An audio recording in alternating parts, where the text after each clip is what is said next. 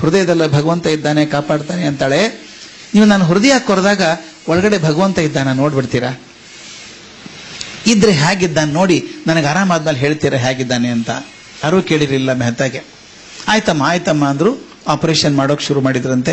ನೀವು ನಂಬಲಿಕ್ಕಿಲ್ಲ ಮಕ್ಕಳೇ, ನಾನು ಮುಂದೆ ಕೂತಂತ ಮೆಹತಾ ಈ ಸುದ್ದಿ ಹೇಳಬೇಕಾದ್ರೆ ಅವನು ಭಾವನಾತ್ಮಕ ಮನುಷ್ಯ ಅಲ್ಲ, ದಿನಕ್ಕೆ 10 ಹಾರ್ಟ್ ಕತ್ತರಿಸುವಂತ ಮನುಷ್ಯ. ಅವನು ಇಷ್ಟು ಭಾವನಾ ಜೀವಿಯಾಗಿ ಕಣ್ಣಲ್ಲಿ ನೀರು ಸುರಿತದ ಮಗು ಹತ್ತಂಗೆ ಅಳ್ತಾ ಇದ್ದ. ಅವನು ಹೇಳ್ದ, 45 ನಿಮಿಷ ಆಗಿದೆ, ಆಪರೇಷನ್ ಮಾಡ್ತಾ ಇದ್ದೀವಿ, ಹೃದಯದಲ್ಲಿ ಒಂದು ಹನಿ ರಕ್ತ ಬರ್ತಾ ಇಲ್ಲ, ರಕ್ತಾನೇ ಬರ್ತಾ ಇಲ್ಲ, ಹಾರ್ಟ್ ಬೀಟ್ ಕಮ್ಮಿ ಆಗ್ತಾ ಇದೆ, ಸೈಜ್ ಶ್ರಿಂಕ್ ಆಗ್ತಾ ಇದೆ, ಏನೇನು ಮಾಡಿದ್ರು ಕೂಡ ಒಂದು ಹನಿ ರಕ್ತ ಬರ್ತಾ ಇಲ್ಲ. ಹಾರ್ಟ್ ಲಂಗ್ ಮಷಿನ್ ಆನ್ ಇದೆ, ಏನಾದರೂ ಪಲ್ಸ್ ರೇಟ್ ಕಮ್ಮಿ ಆಗ್ತಾ ಆಗ್ತಾ ಆಗ್ತಾ ನಿಂತು ಬಿಡ್ತು. ದಿಗ್ಸ ಮಗು ಹೋಗ್ಬಿಟ್ಟು ಸತ್ತೋಯ್ತು. ತಕ್ಷಣ ಏನಂದ, ಆಯ್ತಪ್ಪ ಆಯ್ತು, ಬದುಕೋಲ್ಲಿ ಮಗು ಬದುಕಲಿಲ್ಲ, ಐ ಆಮ್ ಸಾರಿ, ಹೊಲಿಗೆ ಹಾಕಿ ದೇಹ ಕೊಟ್ಬಿಡಿ, ಮಗು ತಂದೆ ತಾಯಿ ಕೊಟ್ಬಿಡಿ, sorry we could not save the child ಅಂದ. ಕೈ ನೋಡ್ಕೊಂಡ, ಕೈ ಎಲ್ಲ ರಕ್ತ ಆಗ್ಬಿಟ್ಟಿದೆ, ಆ ಗ್ಲೌಸ್ ಎಲ್ಲ ಪೂರ್ತಿ ರಕ್ತ ಆಗಿದೆ. ತಕ್ಷಣ ಆತನಿಗೆ ಆ ಮಗುವಿನ ಧ್ವನಿ ಕೇಳಿಸ್ತಂತೆ ಕಿವಿಯಲ್ಲಿ. ಆ ಮಗು ಹೇಳಿತ್ತಲ್ಲ, ನಾನು ಹೃದಯ ಕೊರೆದಾಗ ಒಳಗೆ ಭಗವಂತ ಇದ್ದಾನ ನೋಡ್ಬಿಡ್ತೀರಾ ಡಾಕ್ಟ್ರೇ? ಇದ್ರೆ ಹೇಗಿದ್ದಾನೆ ನೋಡಿ, ನನಗೆ ಆಮೇಲೆ ಆರಾಮಾದ್ಮೇಲೆ ಹೇಳ್ತೀರಾ ಅಂತ. ಇವನು ಏನಾಯ್ತೋ ಗೊತ್ತಿಲ್ಲ, ದುಃಖ ಒತ್ತರಿಸ್ಕೊಂಡ್ ಬಂದ್ಬಿಡ್ತು.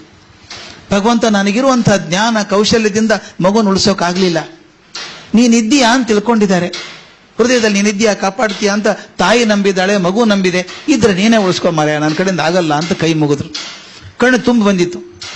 ತಕ್ಷಣ ಪಕ್ಕದಲ್ಲಿದ್ದಂತ ನರ್ಸ್ಗೆ ಹೇಳಿದ್ರಂತೆ, ಚಶ್ಮಾ ತೆಗಿ, ನನಗೇನು ಕಾಣಿಸ್ತಾ ಇಲ್ಲ ಅಂತ. ಆಕೆ ಕನ್ನಡಕ ತೆಗೆದಾಗ ಹಂಗೆ ಗ್ಲೌಸ್ ಇಂದ ಕಣ್ಣು ಒರೆಸ್ಕೊಂಡ್ರು ಗೌನ್ನಿಂದ. ಅಷ್ಟೊಳಗೆ ಪಕ್ಕದಲ್ಲಿ ಇನ್ನೊಬ್ಬ ಡಾಕ್ಟರ್ ಇದ್ದಾರಲ್ಲ, ಅವ್ರ ಮೊಳಕೈಯಿಂದ ತಿಂದ್ರಂತೆ, ಡಾಕ್ಟ್ರೇ ರಕ್ತ ಬರ್ತಾ ಇದೆ ಹೃದಯದಲ್ಲಿ.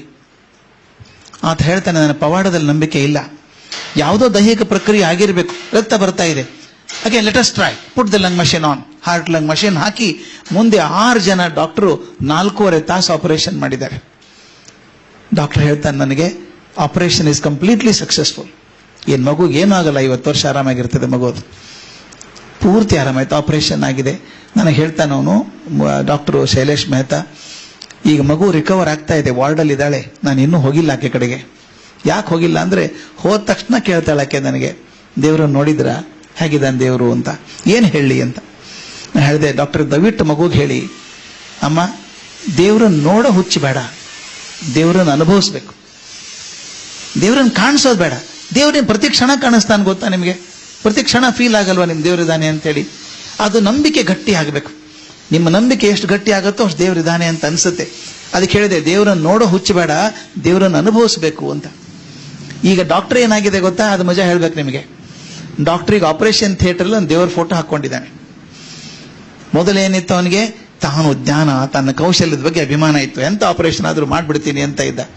ಈಗ ಫೋಟೋ ಒಂದು ಕೈ ಮುಗಿತಾನೆ, ಭಗವಂತ ನನಗಿರುವಂತಹ ಜ್ಞಾನ ಕೌಶಲ್ಯ ಬಳಸಿ ಮಾಡ್ತೀನಿ, ಕೊನೆಗೆ ಉಳಿಸೋದು ನೀನೇ. ಅದಕ್ಕೆ ಔಷಧಂ ಜಾಹ್ನವಿ ತೋಯಂ ವೈದ್ಯೋ ನಾರಾಯಣೋ ಹರಿಹಿ ಅಂತ. ಅದಕ್ಕೆ ಕೈ ಮುಗಿದು ಹೇಳ್ತಾನಂತೆ, ಉಳಿಸೋದು ನಿನ್ನ ಕೈಯಲ್ಲಿದೆಯಪ್ಪ, ನನ್ನ ಕೈಯಲ್ಲಿಲ್ಲ ಅಂತಾನೆ. 69 ವರ್ಷದ ಡಾಕ್ಟ್ರಿಗೆ ದೇವರಿದ್ದಾನೆ ಅಂತ ನಂಬಿಕೆ ಕೊಟ್ಟವ್ರು ಯಾರು? ಈ 6 ವರ್ಷದ ಮಗು. ಈ 6 ವರ್ಷದ ಮಗು ಹೃದಯದಲ್ಲಿ ನಂಬಿಕೆ ಕೊಟ್ಟವ್ರು ಯಾರು? ಅವ್ರ ಅಮ್ಮ ಅಪ್ಪ ಎಲ್ಲ ತುಂಬಿದವರು. ಆದ್ರೆ ನೀವು ಮೊದಲು ನಂಬಿಕೆ ಬೆಳೆಸ್ಕೋಬೇಕು, ಆ ನಂಬಿಕೆಯನ್ನು ಮತ್ತೊಬ್ಬರಿಗೆ ಹಂಚಬೇಕು. ಯಾಕೆ ಗೊತ್ತಾ? ದೇವರಿದ್ದಾನೆ, ಎಷ್ಟು ಕೈ ಇದೆ, ಎಷ್ಟು ಕಾಲಿದೆ, ತಲೆ ಕೆಡಿಸ್ಕೋಬೇಡಿ. ಅದನ್ನ ನಮ್ಮನ್ನೆಲ್ಲ ಮೀರಿದಂತ ಒಂದು ದೊಡ್ಡ ಶಕ್ತಿ ಇದೆ ಅಂತ ನಂಬಿಕೊಳ್ಳೋದು ಒಳ್ಳೇದು ನಮ್ಮ ಆರೋಗ್ಯಕ್ಕೆ. ಅದಿರೋ ತನಕ ನಮ್ಗೆ ಅಹಂಕಾರ ಬರೋಲ್ಲ. ಕಷ್ಟ ಬಂದಾಗ ಒಂದು ಹಾದಿ ಇದೆ ಅಂತ ಒಂದು ಬೆಳಕಿನ ದೀಪ ಬರುತ್ತೆ ಕಣ್ಣು ಮುಂದೆ. ಅದರಿಂದ ಹಾಗೆ ನಂಬ್ಕೋಬೇಕು. ಮಕ್ಕಳಲ್ಲಿ ದೈವ ಪ್ರೀತಿ ತುಂಬ